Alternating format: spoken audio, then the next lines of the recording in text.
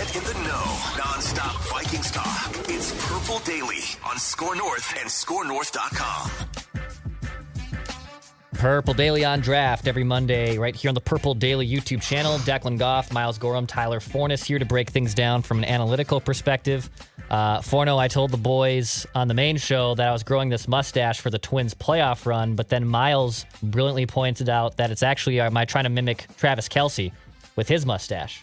So I guess which path do I want to go down here? Do I want the Swifties and the Travis Kelce, or should I put my allegiance behind a baseball team that has caused me more agony and pain than anything else, just so I can try to will this team to a playoff win?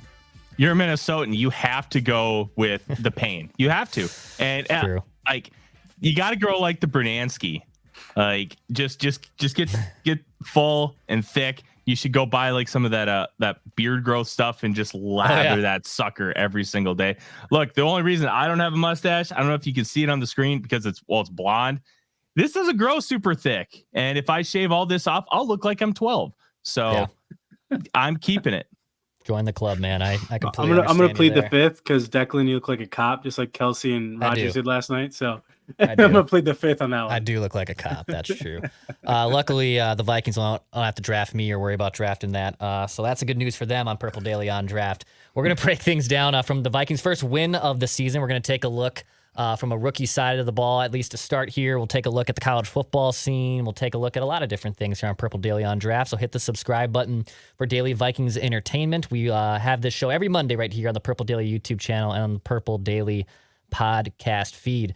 Fellas, I want to start off with this one. It was an ugly win for the Vikings yesterday, but something I did notice and something I think that's a good hook for us to start here is Jordan Addison, because in the three losses, it felt like he was the biggest silver lining throughout the three losses. He had a couple good touchdowns. He stretched the field a little bit. He looked as advertised as a first-round pick. And yesterday it seemed, after especially the missed block, that I don't know if JJ's in an ice tub after getting absolutely clobbered. I know he missed a play, but I felt like I barely even saw him on the field.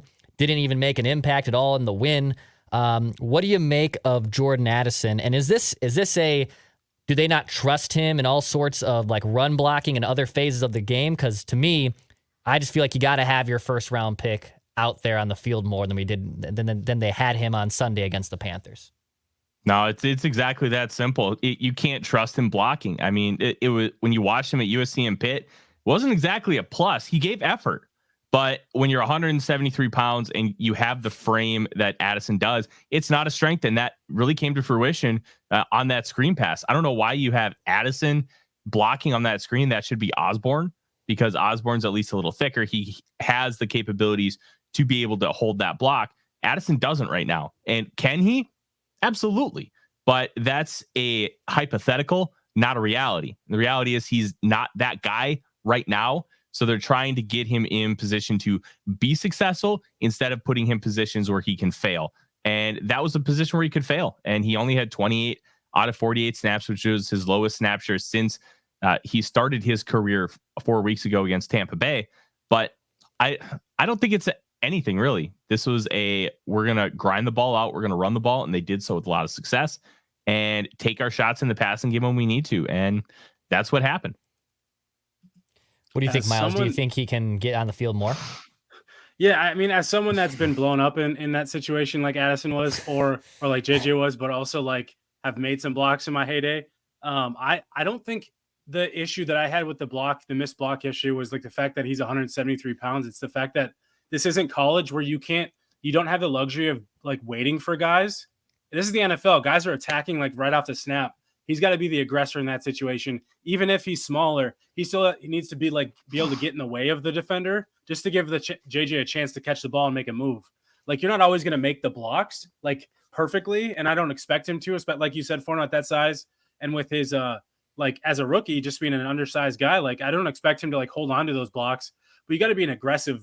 You got to make an aggressive attempt in those. You can't be passive, and if you're passive, that's how the types of situations happen. And so I just think it's more about him just needing to be a little bit more, I don't know if it's confidence or what it is, but you just got to be aggressive. You can't sit and like chop your feet and hope and let them come to you and catch the guy. You got to go get the guy. And so I think that was my biggest issue with that play yesterday. But then like he had, I guess the only impact he had was the PI call because Kirk underthrew him. Like what we talk about, like the The one play in football I think everybody hates is the underthrown PI, but it worked in the Vikings' favor on Sunday, even though it turned into a pick six later. But I still think like those types of things is where his impact does come right now. Because yesterday the passing game in itself was awful. Like besides JJ, which we know it's only JJ right now, or it was yesterday. Otherwise, it was kind of a mix of just like a couple plays here and there for other guys. So I don't know if I chalk up real quick. I don't know if I chalk up yesterday to like an Addison being a rookie issue more than I think the passing game outside of Justin Jefferson was an issue as a whole. Just one target for Jordan Addison, that being the one that was the failed deep ball. And yeah, I mean, if he hits them, it's a big play to start the game. It's kind of, and he should have, because he was open. Crazy. He was open on that play open. Too. Yeah. Yeah. And I know Forno has a bone to pick with Kirk, and I can't wait to hear it. However, did we get not we, because we didn't put this out. Did the Vikings social media and Vikings kind of hype? Did we overhype 3 deep a little bit? 3 deep 2.0 with Jefferson, Addison, and Osborn. Did we jump the gun a little bit on that one? Oh, it got jumped 100%. And you know what? It's good marketing. It's good business practice. It's getting your fan base excited. But in reality, like Addison could be a really great rookie. Nowhere close to Randy Moss. Osborn isn't even close to Jake Reed. And Chris Carter, you could argue, is the best wide receiver of all of them, even though it is Randy Moss. But Carter has a real argument there. He's a top 5 receiver of all time. And the 3 deep became a thing organically. It was not thrust upon them. It was not, hey, this is going to happen. It was an organic thing. And you can't give a moniker like that. I'm a big New Japan Pro Wrestling fan. Everybody talks about the 3 Musketeers: Keiji Muto, Masahiro Chono, Shinya Hashimoto. Then this was like early 90s New Japan. Nobody gives a crap about that. But the point is, they have 3 new guys that they dubbed the new 3 Musketeers, the Reiwa 3 Musketeers, because in Japan, it's the Reiwa era. You can't put those kind of expectations on those young people. That's not fair. It's like calling Caleb Williams Patrick Mahomes. You're setting him up to fail by placing these expectations so sky high that they just can't possibly meet them. And this is a little bit of a, not quite all the way up to that level, but calling them 3 Deep 2.0 it was setting them up to fail. Yeah, it ended up kind of biting them in the rear end a little bit for sure. Yeah, I mean, look, it's a win for the Vikings. I don't mean to like harp on Jordan Addison, but I do think, Miles brought up the fact the passing game looked like a mess. And, if you watch the game yesterday, I think anyone can kind of come to that conclusion. But if this offense wants to take the next step, Kirk's got to hit that deep shot to Addison. But also, I mean, Addison's got to be in the field more. Like if he's on the field, is that just like probably also a good telltale sign that they're going to pass the ball? Because if they don't even trust him to run block, like if he's on the field, you probably know as a defense, you're probably looking to pass, right? That probably, but I also think I'm going to say, let me preface this real quick because I feel like I'm going to catch some heat for it. Justin Jefferson being on the other side for Addison hasn't helped him in the way I think we'd like it to in some situations, because I think you'd like Addison to kind of be your move receiver. And that's Jefferson. Like JJ is going to be your guy that's moving all over the formation. You're going to get him the favorable matchups because he's the best receiver in the league. But I think if you had what would help Addison as a rookie is putting him in some of those situations every once in a while, just to get him some of those free releases, get him some free routes off the line of scrimmage, some of the 2-way goes. Like that's his game. His game is very similar to that way too. So I think what's hard for him as a rookie is having to learn a little bit of everything, because Jefferson is everywhere. Jefferson plays all 3 positions at receiver, so all the other guys have to know everything else. And that's, I mean, you're supposed to. That's a good thing, but it's hard when you're not learning one specific like route tree or one specific play, or I should say position in the receiving room. And so because of that, it might be a little bit of a harder learning curve for him each week. Like some weeks might be a little bit easier for him because of what they're asking him to do. Some weeks might be a little bit more tough. So I think if they can kind of simplify things a little bit more for him, maybe get him some of those free releases and options, and let JJ be the X receiver every once in a while, I think it might benefit Addison. But at the same time, I'm not going to argue with JJ getting JJ stuff because he's the best receiver in the league. So it's kind of hard, like I don't know if it's a catch-22 or whatnot, but End of the day, Addison's a rookie, and we need to remember that he's like, yeah, JJ didn't play like a rookie after game 2. He was a superstar. Yeah. Addison's not that. and that's okay. Mm-hmm. All right, Forno, you got a bone to pick with Kirk. The first 3 games of the year. This one. Yeah. First 3 games of the year, stats look great. Not everything's his fault. Classic Cousins narrative. But I mean, yesterday, an uglier performance. Misses Addison, as we've talked about in the deep ball, just didn't look as sharp. Throws the hideous pick 6 in the first possession as well. So I'm going to give you the floor here. What did you not like about Kirk Cousins' game yesterday against the Panthers? Can the man make a decision? I mean, on the first episode of Quarterback, we saw that his wife was making his wardrobe decisions, and he's just like, I just leave it to her. Well, it's almost like that's translating a little to the football field where he's hesitating. And when you watch him in the pocket, there are these little things that he does. He takes like a hitch. So it's almost like he sets and then he like almost like hops and like resets again. And then he like hesitates throwing the football. And that's kind of what manifested against the Panthers with that pick 6. Why are you taking nearly a 5-step drop on a route concept where it's 1, 2, fire? Because if you don't fire that football, that's going to get jumped. And yes, you have 2 guys out front, and the whole idea is for them to be a pick and get that little bit of separation. But when you're in that kind of condensed space, you cannot throw that football late. You cannot throw an out route late. You can't throw that late, and you can't throw across the middle. There's just some things you can't do as a quarterback. This is something if Bryce Young did, okay, rookie mistake. Makes sense. We have a learning curve. Kirk's almost 35 years old. There is zero excuse for him making that mistake. This isn't, hey, I'm going to try and fire it in a tight window like the KJ Osborn interception in week 1. That's fine. He threw it a little bit behind because he was about to get lambasted by the safety. It didn't work. Okay, it sucks. You move on. It is what it is. You live with those kind of moves because it's a quarterback trying to make a play. And it's a logical play. But here, it's an abomination. You can't make that throw. And these kinds of things have been manifesting throughout the season, and not enough people have been willing to understand that it's happening. Watch him play the football. Watch him be indecisive in the pocket. A guy's about to come open and he's late. That Jordan Addison out route against the Chargers where it got batted down. He was late because he hitched and he doesn't throw it in rhythm. And Addison doesn't have that veteran savvy yet to try and come back to the football when he probably should have. Got batted down. But Cousins needs to be on time with that stuff. He needs to have confident decision-making. We saw that a ton last year. Where did it go?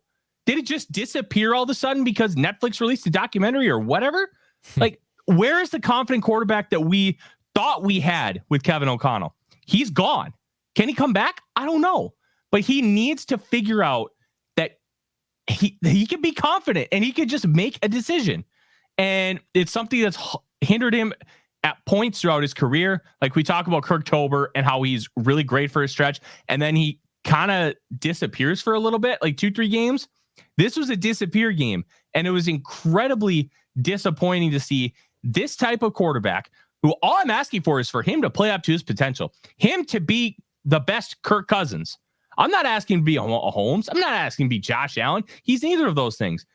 But when Kirk Cousins plays like he can, he's a very good quarterback. But the problem is he doesn't do that. And that is the manifestation of the major issues that he's had this year that have cost the Vikings. And it's not just interceptions. It's not just fumbles, even though those are part of it. It's missed opportunities down the field. It's balls he should be throwing because they're open, in rhythm, and he sees it, but he fails to pull the trigger. Kirk Cousins, after 3 games, could have had like 1,400 passing yards and like 12 touchdowns. Those missed opportunities can cost the teams the game. And I need Cousins to play up to his level. He's not.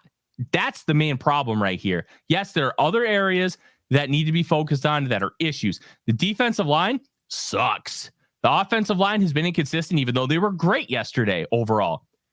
But at the end of the day, the quarterback has the ability to erase all that stuff. He's paid to erase all that stuff, and he's paid to be great. And Cousins has not been great this season. And it's a problem. And it's manifesting with the record. Bravo, Forno. Bravo. Miles, it seemed like I used the word actually, Forno and his great rant there. I used the words, it seemed like there's a binky on with Kirk. Like KOC's got the pacifier on him for whatever. And it wasn't the same last year. Like Forno's right. It took him a little bit to get comfortable. But then after the Eagles game from last season, it seemed like there was things that Kirk was able to do. Obviously, the Jefferson throw in Buffalo was a big one of them. He kind of went the whole rogue. Bills game. He was phenomenal. He was great in that one. And he kind of went rogue in that, and he was great, and he was making throws that people have asked him to make for years, even though they're riskier throws. Do you think it's Kevin O'Connell putting more of that like pinky basically on Kirk, or is this Kirk kind of defaulting back to like the robotic programming that he's always had in his career, which is I'm not going to make the throw if I don't feel comfortable making it? Well, I think the first 3 games, Kirk played pretty well, but I also think it's because Kirk's played from behind. And so I think when Kirk has to let it rip because they're from behind, he's willing to take a little bit more of those chances and throw some of those balls. Now, yesterday, they were driving on that first one. The offense was rolling. They were in the red zone. They were on the 1 yard line. They should have scored that touchdown. If Forno brought up that point, if you're not like that throw needs to be the second he catches that ball, he's got to grip it and rip it, or he's got to hold it. You can't that throw can never be late in that scenario, because I talked about this on Climbing the Pocket this morning. With the defense in the red zone, they have nowhere to go back. They don't have to go backwards. Their focus is forwards in front of them, so they don't have to worry about someone beating them behind them. So when you're late on a throw like that, that's why the DBs has the ability to break so easily on that, because he's not worried about you running a double move or anything like that because of the situation. So I think that play in itself kind of put Kirk in an entire different element of the game. The rest of the game, he played scared. He looked like he was hesitant. He didn't want to make the mistakes. And I think that was a big part of, I think, some of the issues yesterday is we've seen that from him in the past. There's times where, when under Mike Zimmer and under, the old regime, he would kind of go into a shell if he made some of these catastrophic mistakes.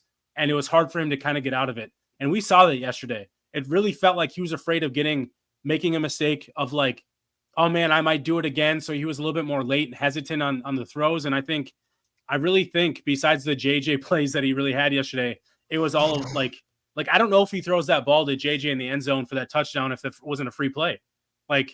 We don't know those things. I don't know how the game goes if the defense doesn't get a fumble recovery for a touchdown. Like if they were playing a better team yesterday, they might not win that game because Kirk was playing scared.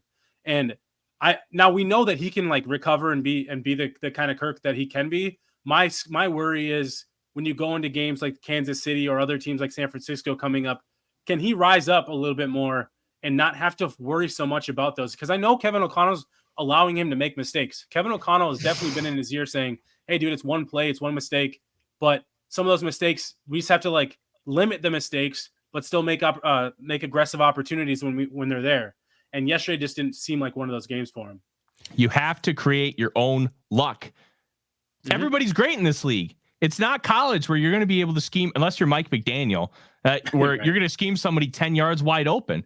Like there was a play last week where Cousins had a high-low. It was a really cool concept. Osborn's running the jet motion, and then he runs a little rail stop route. Jefferson runs a corner route. All he has to do, and he has a perfectly clean pocket. You couldn't ask for better pass protection here. All he has to do is bait the corner to stay low and then fire a missile to Jefferson, who gets separation on the safety, and it's a 20-yard gain. Instead, he checks it down to Madison. It's 2 yards. It's those little things that are missing from this offense that we saw last year, where we know Cousins has the ability to do it, and he's not. That's a big problem. And even if you fix everything else, it will be a big problem moving forward because not everybody's going to be as bad as the Panthers. What do you guys expect from Kirk against the Chiefs here? Because I feel like this is a pretty big game for the Vikings. They get right against the Panthers, and now you got the Chiefs who are coming here, and people I think are making a bigger deal. Like, hey, Mahomes and the Chiefs struggle. Well, they're playing a really good defense. The Jets, the Vikings aren't going to be able to provide that same type of looks and pressure against them. But Miles, what do you expect from Kirk against the Chiefs here this weekend at US Bank Stadium? I mean, I still expect Kirk to grip it and rip it, and I think they're going to throw the ball around a little bit. My worry, obviously, is the Chris Jones effect and some of the overall pressures that the Chiefs can get. That defense is aggressive, and they have some pretty good DBs, and some of the better ones that we've seen, the Vikings have seen this year so far. And I'm a little bit worried about the Trent McDuffie, Sneed, L'Jarius Sneed. Those guys are good players, and I think their front four is pretty solid. Obviously, Chris Jones, I think Karlaftis has been all right too. They have a few other guys that can get at the quarterback, and so I think as long as they can kind of spread things out and kind of get Kirk into a rhythm, they'll be okay. But again, I hate having to say this, but if they can't get Kirk into a rhythm, like where do they go? Like, because that Chiefs team will put up 40 on your head easily. Like they won't even think twice about blowing you out in your own home stadium. So I worry about it, but at the same time, I think as long as like they can get out to a strong start, that's really important for this team. But that's the one thing that I've worried about is they don't always get out to strong starts, especially against good teams. And you can't always focus on trying to play from behind and get a last minute, like luck, like Tyler said. No, you don't want luck to be involved. You want to create your own luck. So like be the aggressors. It's kind of one of those like win-win scenario, not a win-win scenario, but like you can't lose because there's like nothing to lose because this team is so good. You need to just like they did in Buffalo last year, just let it go. Like just play as if you got nothing to lose. Yeah, this reminds me, Declan. It's one of my favorite Dante Culpepper games ever. 2004 against the Colts. Vikings end up losing 31-28, but that was a war, and they went toe to toe with that great Colts team, Peyton Manning, that offense, and they took it to them. They did everything they could on offense. They held up enough on defense. They didn't pull it out, but that's what this game feels like. You have to just be like, all right, Mahomes, who I wonder if he's hurt. He made some really weird throws last night that has me thinking maybe there's something going on with him. Like some of those 2 interceptions, he normally hits those perfectly, and he didn't. Why? Like, and there were a couple others who were just like, okay, this is weird. Conspiracy theory, get your tinfoil hats on, everybody. Yeah. But they're going to have one of those games where they're just going to be like, all right, this is a heavyweight fight. This is Rocky versus Apollo Creed. Let's go to war. Let's see who wins. Switching gears to the defensive line. So Marcus Davenport finally, right? I mean, my God, he's only played like 3 snaps all season. He comes back, has a monster game against the Panthers. And even Forno's guy, DJ Wanham, has a pretty good game as well. I know Forno's made his complaints about him, and honestly, rightfully so. He had a good game. Good for him. I don't really trust him going forward. But what do you guys make of the defensive line now that it's fully healthy a little bit, right? Like you have Davenport, you have Danielle Hunter, who's still quietly really damn good.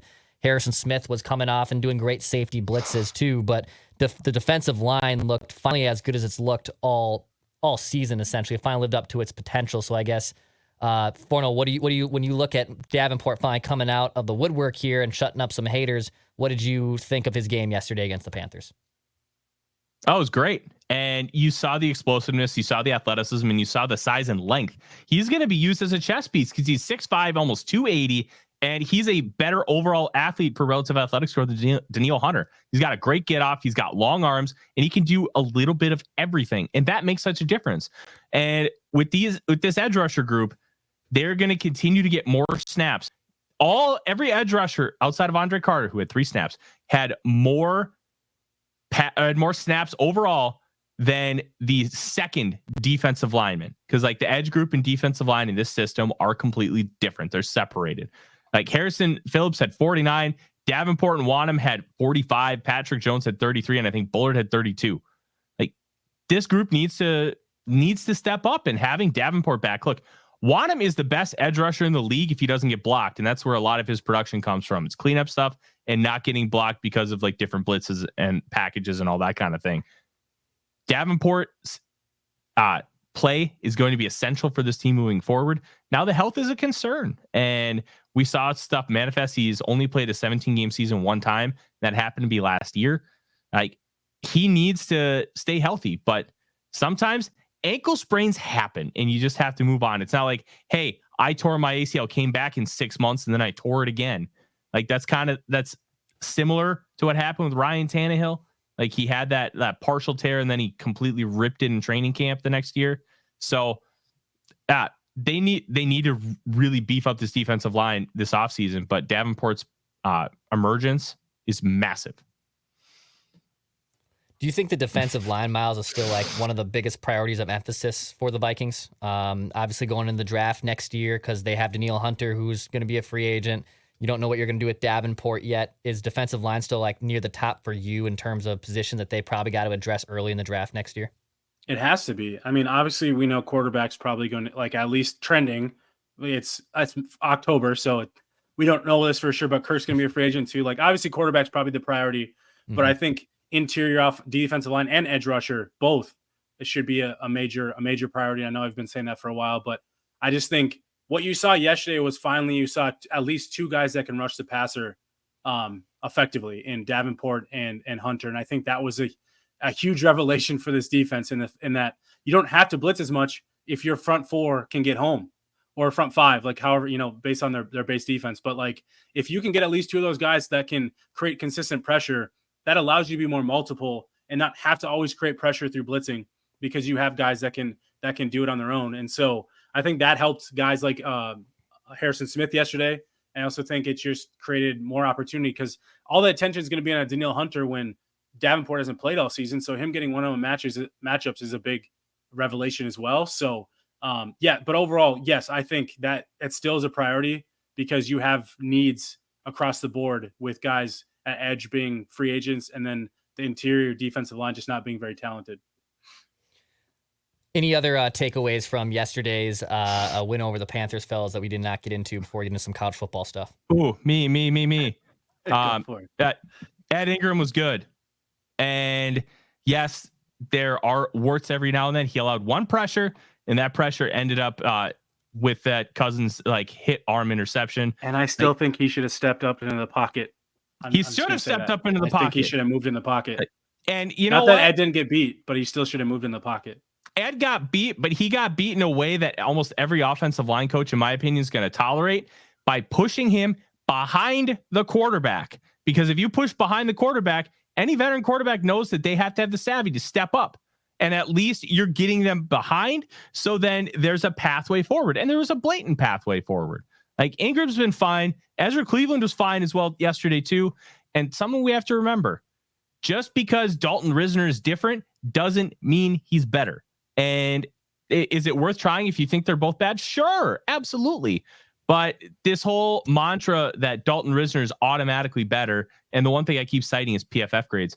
PFF isn't always the best at charting offensive line play, and you'll hear offensive line experts talk about that.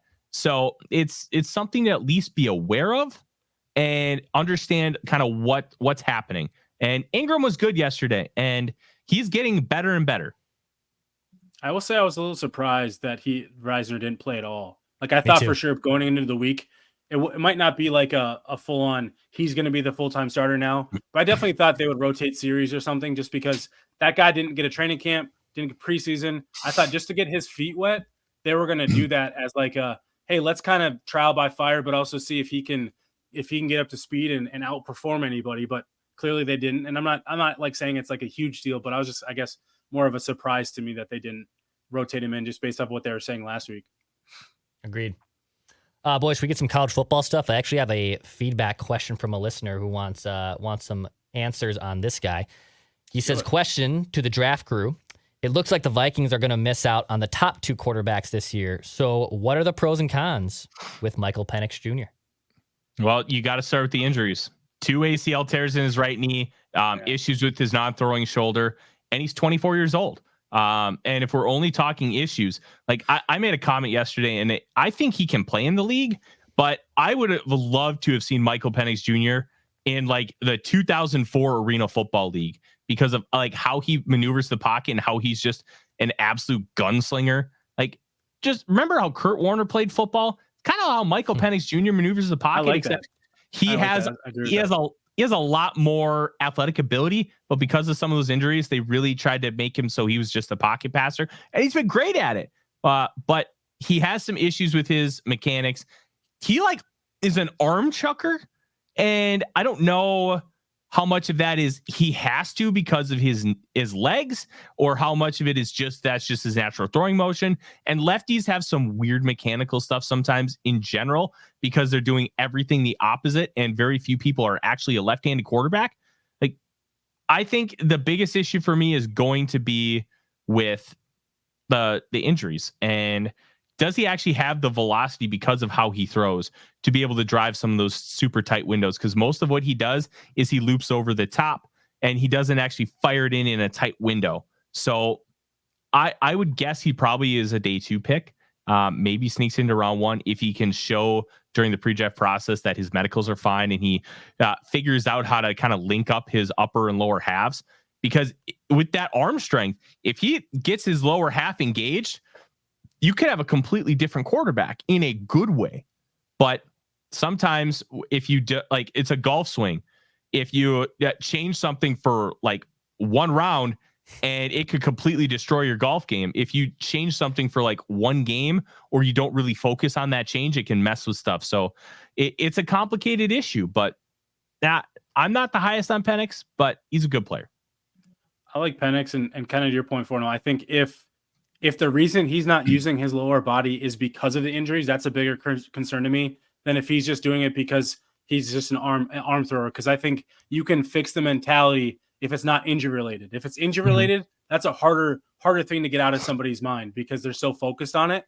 So I think if as long as it's not because of the injuries, I think you can kind of adjust some of those mechanics. But if they are, then I'll definitely have a harder time being in on him, especially as a first round, like a late first round pick. So I'm with you. I like the game though. I think there's especially in today's NFL with where everything's transitioning and just being a throwing league. I think he fits that, but the age and injury history definitely is a little bit more a concern, but I always root for my lefties. So I can't help it. Another piece of feedback here from John via the Score North app, and hit us up if you want anything answered from the college football side or anything from the Purple Daily on draft side of things. Hit us up via the Score North app or on the YouTube comment section. John asks, after 4 games in the college football season, would you please discuss on your next episode the status or rankings of top eligible quarterbacks for next year? I really like Quinn Ewers, what Quinn Ewers is doing for Texas this year. I think this is a really good lead for a potential full episode of Purple Daily on Draft from the full quarterback rankings. But in terms of the Quinn Ewers conversation from Texas, we've been hearing is Texas back, right? Are they actually back for real? What's your opinion of Quinn Ewers as a draft prospect? Well, we'll find out if Texas is back on Saturday at 11 Central. Red River Shootout. Oklahoma's not going in with a jabroni at quarterback.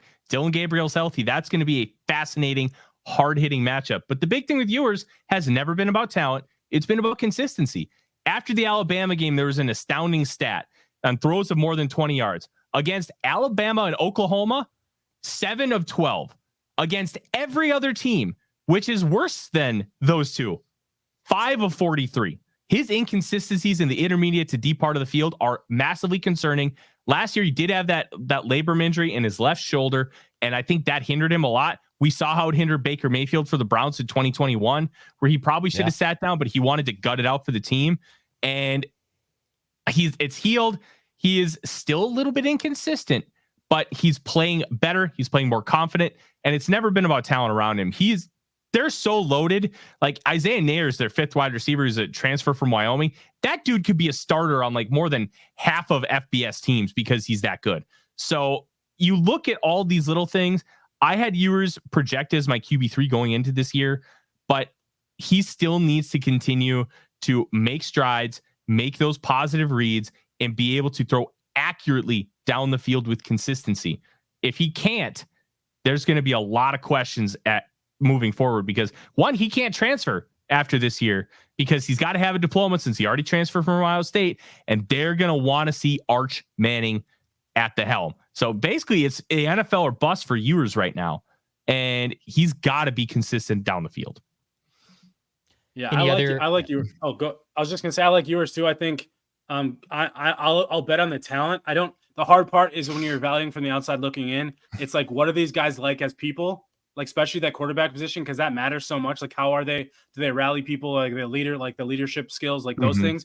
That stuff matters so much more at the college level at quarterback than anything else, than other positions. But I'll bet on the talent because I do think the talent, like you said, is there. I think he's really good at throwing with anticipation. He's kind of got a little bit of a dual threat ability to him, and he's accurate when he's dealing. So I would probably bet on the talent. It's just about where you slot him in this draft class, because obviously you got the top 2 guys, and then it's a race for that 3rd and 4th spots between him and McCarthy and Penix is in there. I think I want Shedeur Sanders to be in the draft. I'm not going to get my hopes up, but I'm definitely hoping he comes out. But that's another guy obviously in that mix. So it's kind of don't sleep on Cam Ward from Washington State either. Okay, yeah, you're right. I love that guy. Yeah, I need to watch more of him, but what I have seen, he has looked really good. And I know people will talk up guys like Bo Nix and and those things. I know how you feel about him, Forno, but and I'm not disagreeing with that either.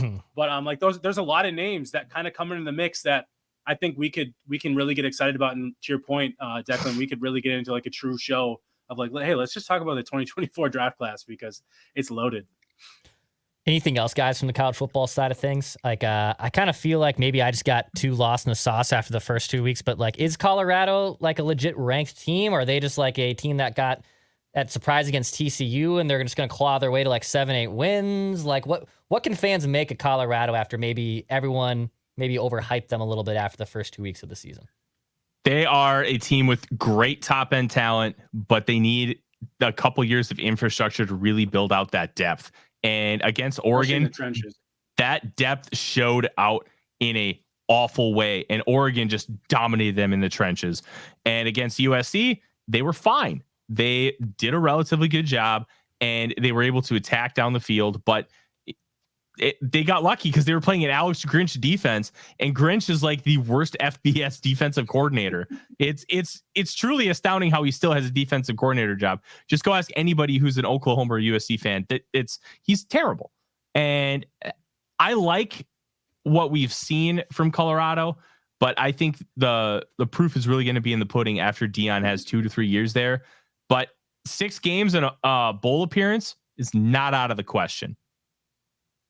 Yeah, I think they're definitely a team that they're playing a little over their skis. I think I know we all know how primetime is, and like he's a very confident person as he should be, but like he has like Forno said, there's some top end talent there, but they definitely weren't expecting to be like a national championship contender, or even like I don't even think they were expecting to like win the Pac-12 this year. So I think they just ended up playing really well those first couple of games, and it created an even bigger hype because primetime is primetime. So like. Right. I don't think they have really high expectations for this year. Now they want to exceed like the middling expectations that they had for themselves. But at the end of the day, I don't think they're going to be disappointed with like an 8-win, 9-win season, if that's what it ends up being, because I think that'd still be a win from what they were, 1-11 last year. So yeah, if they win 8 games, give Deion everything. Like the Pac-12 is phenomenal this year.